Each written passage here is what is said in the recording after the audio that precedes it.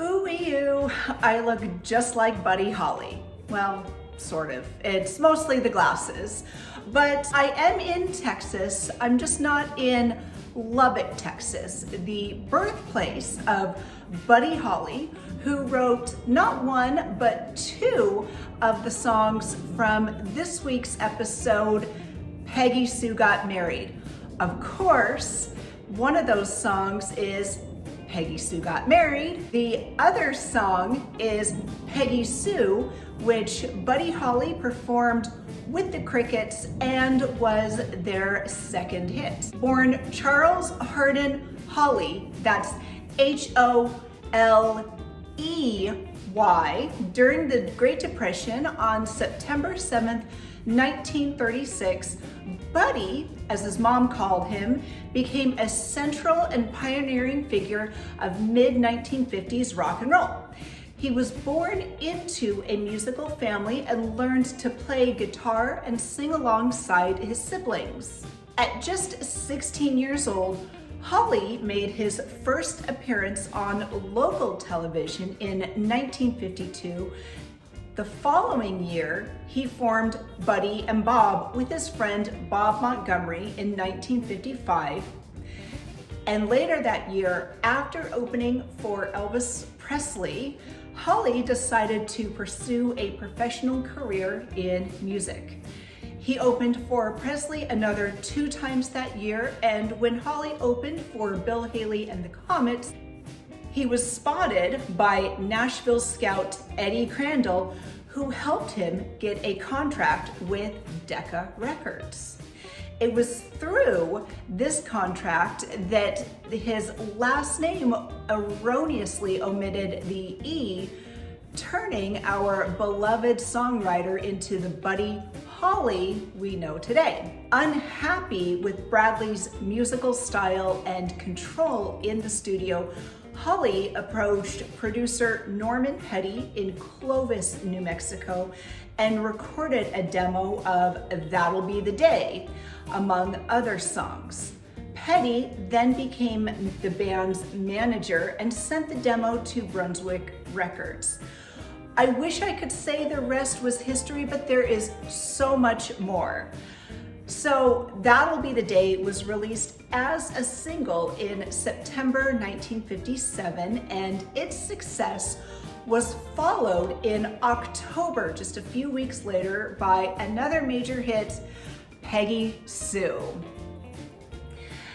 And as we often see in the music industry, there were claims of mismanagement on the part of Petty. This fueled Buddy to end his association with Petty in December 1958. The remaining Crickets, however, kept Petty as their manager and split from Holly. And this split was amicable and based on logistics. At this point, Holly had decided to settle permanently in New York City, where the business and publishing offices were, and the Crickets preferred not to leave their home state. And later that year, in June, Buddy Holly traveled alone to New York City for a solo recording session. And it was here that he chose to be backed by a jazz and R&B band. And during a fateful visit to the offices of Pure Southern, Holly met Maria Elena Santiago. He asked her out on their first meeting and proposed marriage on their first date. The wedding between Buddy and Elena took place on August 15, 1958. Together, Holly and Santiago frequented many of New York's music venues, including the Village Gate, the Blue Note, Village Vanguard, and Johnny Johnson's. It was here that Buddy was exposed to a variety of musical influences that really helped open up his repertoire and guide his later music. He expressed interest in making an album with Ray Charles, And Holly had additional ambitions to work in film and registered for acting classes with Lee Strasberg's Actors Studio.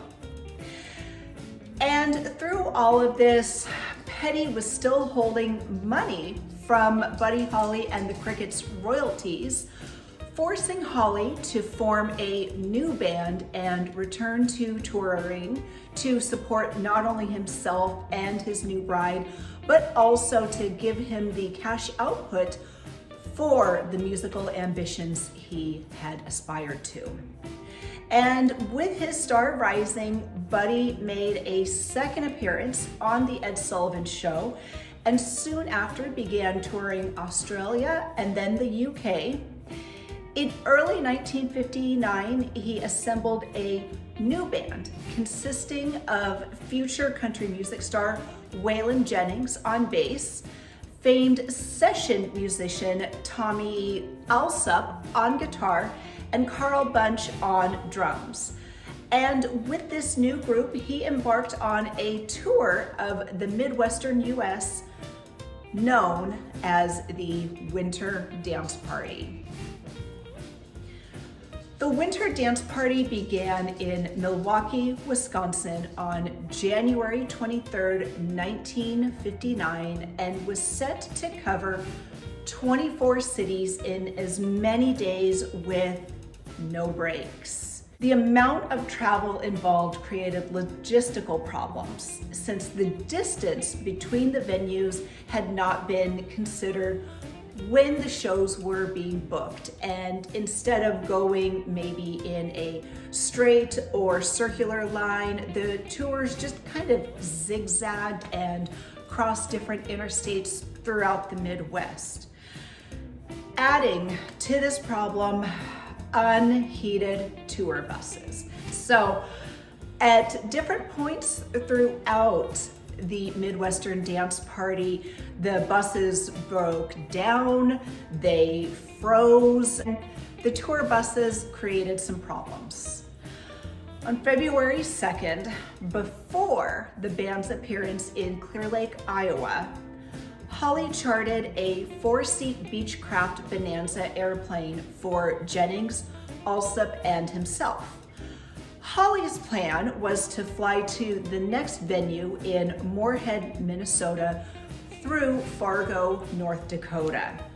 And this would allow him some time to rest, get some clothes laundered, and avoid that rigorous bus journey. Immediately after the Clear Lake show, which ended just before midnight, Alsop agreed to flip a coin for a seat with Ritchie Valens. Valens called heads, and when he won, Alsop reportedly said, "That's the first time I've ever won anything in my life."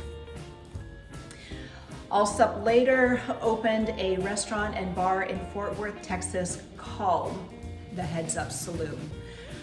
Waylon Jennings voluntarily gave up his seat to J.P. Richardson, known as the Big Bopper, who had come down with influenza while traveling on the bus and complained that the bus was too cold and uncomfortable.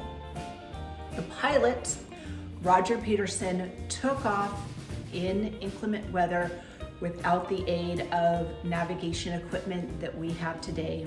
And shortly after 1 a.m. on February 3rd, 1959, Holly, Valens, Richardson, and Peterson were killed when the aircraft crashed into a cornfield 5 miles northwest of Mason City shortly after takeoff. The 3 musicians were ejected from the fuselage upon impact and sustained head injuries and chest injuries. Holly was only 22 years old.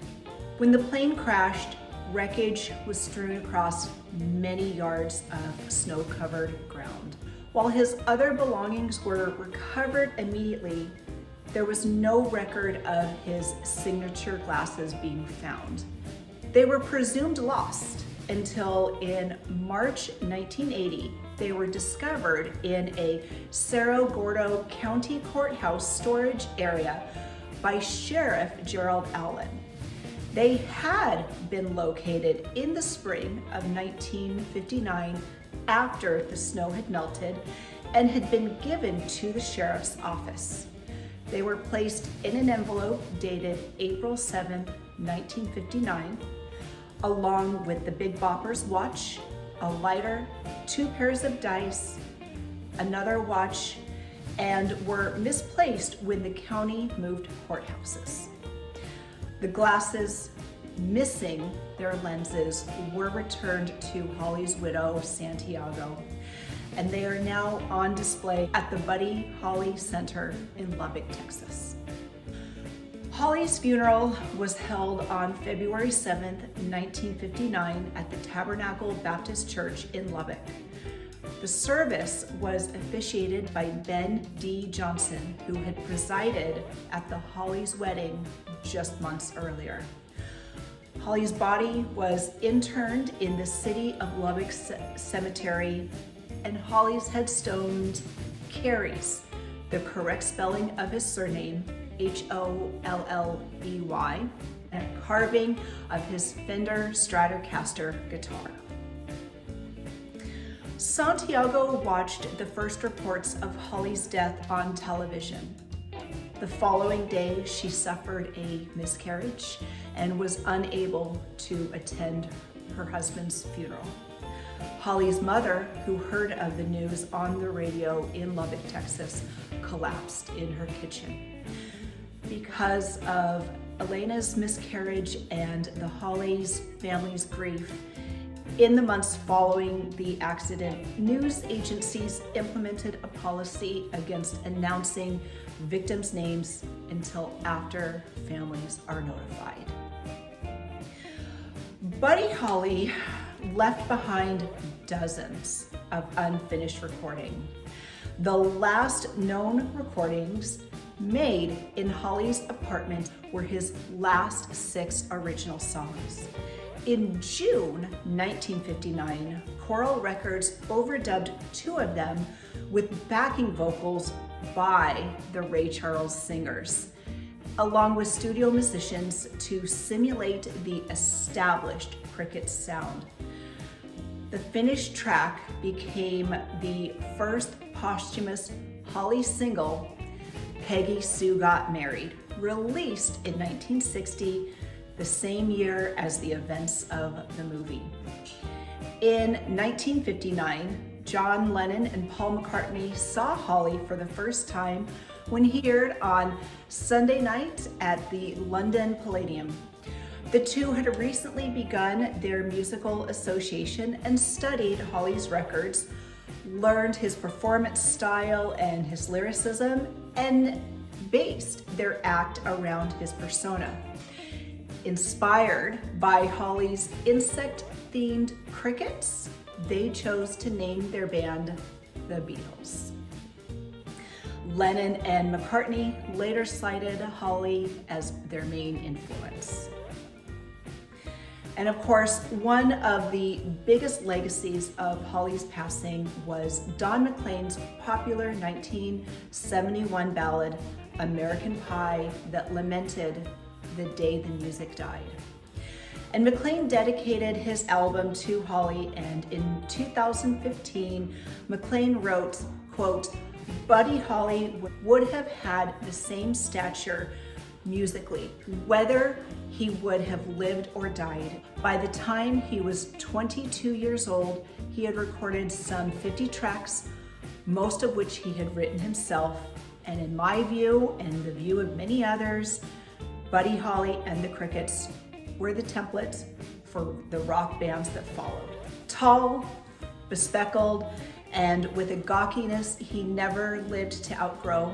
He was no Elvis Presley, at least in terms of sex appeal, but Holly was a true rock and roll genius, opening the door for cool geek personas and generations of glasses-wearing rockers like John Lennon, Roy Orbison, Elvis Costello, Elton John, and Rivers Cuomo.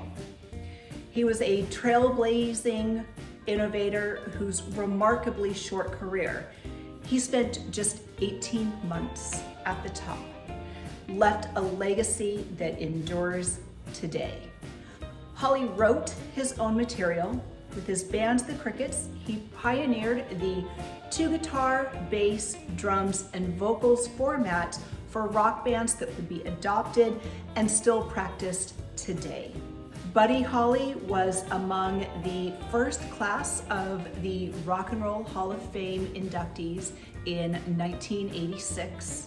And in 1980, Grant Speed sculpted a statue of Holly playing his Fender guitar, and this statue is the centerpiece of Lubbock's Hall of Fame that honors Buddy Holly and other notable people who contributed to Lubbock's music history.